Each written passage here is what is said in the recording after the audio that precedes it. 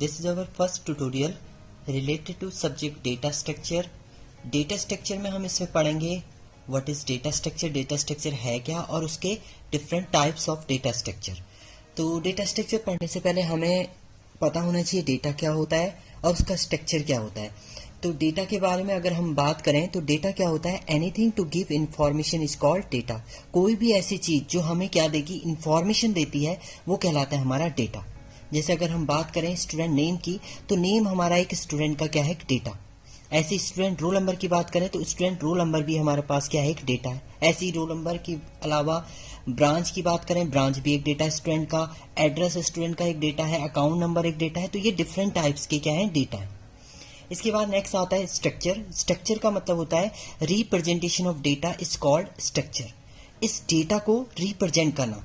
अब डेटा है, डेटा को हम किस टाइप से रिप्रेजेंट कर सकते हैं.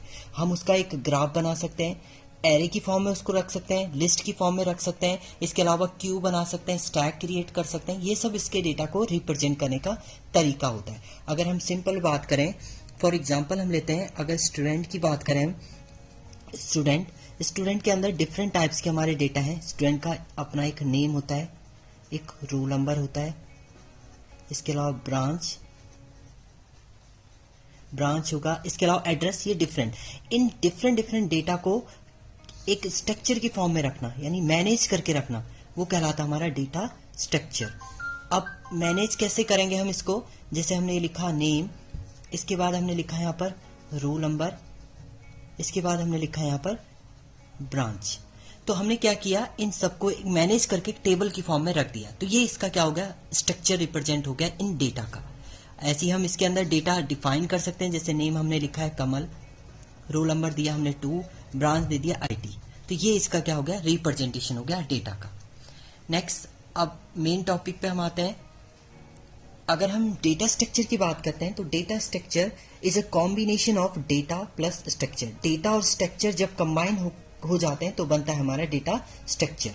प्रॉपर डेफिनेशन की अगर बात करें हम डेटा स्ट्रक्चर की, तो data structure is a way to store and organize data so that it can be used efficiently. इसका मीनिंग यह है, डेटा को स्टोर तो करना ही करना है, उसके अलावा उसको मैनेज करके भी रखना है. तो data structure way to store and organise data so that it can be use efficiently. मतलब इसका मीनिंग है डेटा को एक एफिशिएंट वे में मैनेज करना है, जिसको हम इजीली क्या कर सकते हैं, यूज कर सकते हैं. जैसे अगर हमने ये मैनेज करके रखा है, अगर मैं किसी से बोलूं कि जिसका नंबर 2 है, रोल नंबर 2 है, उसकी इंफॉर्मेशन मुझे चाहिए, तो हमें पता है स्टूडेंट जिसका रोल नंबर 2 है उसका नेम कमल है, उसकी ब्रांच IT है. इसके अलावा और भी फील्ड होंगे इसमें डेटा की, जैसे उसका एड्रेस है, फोन नंबर है. ये सब मुझे इससे इंफॉर्मेशन उसकी मिल सकती है. तो ये क्या हो गया, इसको मैनेज करना हो गया डेटा को. अगर हम इसकी दूसरी डेफिनेशन की बात करें डेटा स्ट्रक्चर की, तो data structure is a way of organising all data item and relationship to each other. इसका मीनिंग यह है कि डेटा आइटम को ऑर्गेनाइज तो करना ही करना है, उसके बीच में रिलेशनशिप भी दिखाना, वो कहलाता है हमारा डेटा स्ट्रक्चर. अगर हम एक स्टूडेंट टेबल की बात करें तो हमने इसमें डिफरेंट टाइप्स के डेटा को क्या ऑर्गेनाइज कर रखा है, जैसे नेम, रोल नंबर और ब्रांच. इन सबके बीच में रिलेशनशिप भी दिखा रखा है कि रोल नंबर जिसका 2 होगा उसका नेम कमल होगा, उसकी ब्रांच IT होगी, उसका एड्रेस कुछ होगा. तो ये हो गया हमारा डेटा को रिप्रेजेंट करना.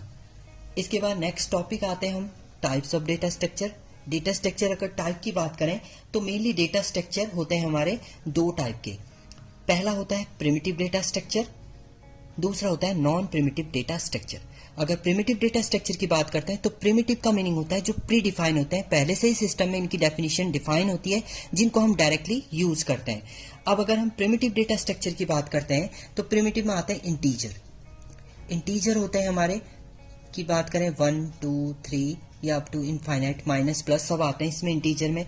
ऐसी बात करें फ्लोट की तो फ्लोट वैल्यू होती है हमारी 1.2, 2.4, पॉइंट में जो भी होगी वो फ्लोट हो जाएगी. इसके अलावा करेक्टर वैल्यू की बात करें, करेक्टर हो जाएंगे हमारे A, B, C.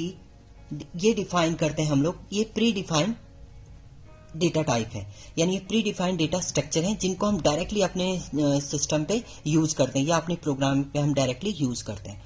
अब नॉन प्रिमिटिव डेटा स्ट्रक्चर की बात करते हैं तो ये मेन होते हैं हमारे डेटा स्ट्रक्चर जो प्रिमिटिव के कलेक्शन से क्रिएट किए जाते हैं। अगर बहुत सारे इंटीजर कलेक्ट होंगे तो हमारा नॉन प्रिमिटिव डेटा स्ट्रक्चर होगा। ऐसी फ्लोट हमारा कलेक्ट होगा तो नॉन प्रिमिटिव होगा, या हम इंटीजर फ्लोट दोनों को कंबाइन करके रख दें तो वो होगा हमारा नॉन प्रिमिटिव डेटा स्ट्रक्चर।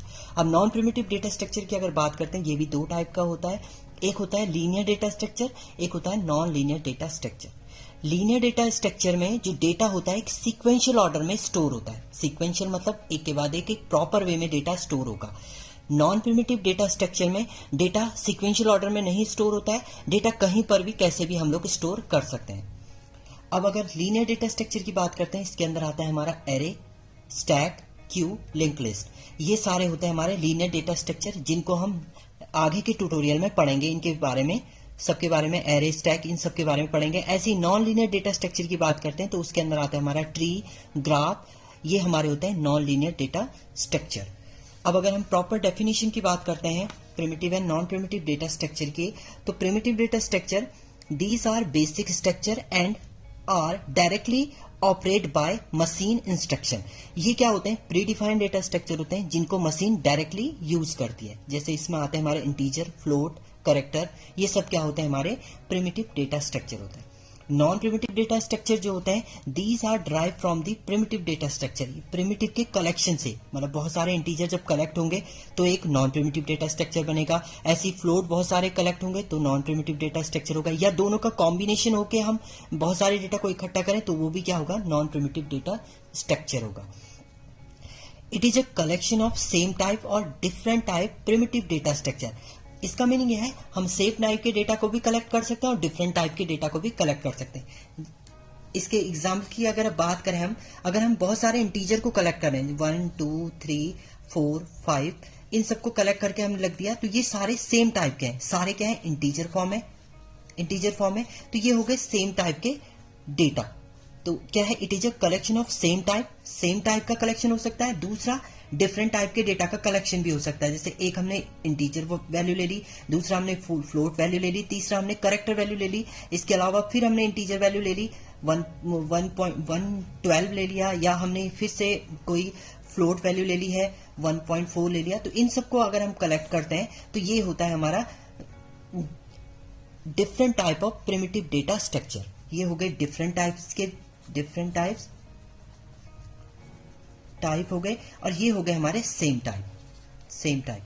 तो सिंपली हमने यहां पर डिफाइन किया है, it is a collection of same type, या तो सेम टाइप का कलेक्शन होगा, और different type primitive data structure. Primitive data structure, ये सारे प्रिमिटिव डेटा स्ट्रक्चर हैं, इनको कलेक्ट करके हमने रखा है तो इसको बोलते हैं नॉन प्रिमिटिव डेटा स्ट्रक्चर। इसके अंदर जो एग्जांपल की अगर बात करें तो एरे होता है similar data items, stack, tree, graph, ये सब क्या है? हमारे नॉन प्रिमिटिव डेटा स्ट्रक्चर है।